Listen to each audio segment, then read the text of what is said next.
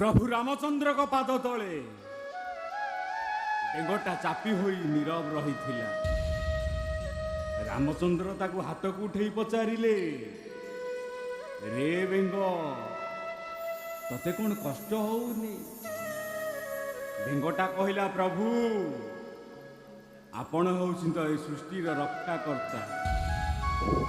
लोकंक ऊपर कष्ट पड़िले लोके आपण को डाकंती, आपण निजे जते बेले कष्ट दउछंती निश्चय मो मंगल पाई हेतिबो।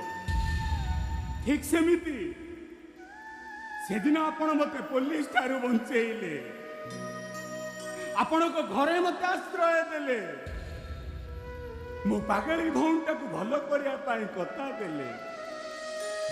आपण जहाँ भी करिथिबे निश्चय मो मंगल पाई करिथिबे साई बाबू, निश्चय मो मंगल पाई करिथिबे।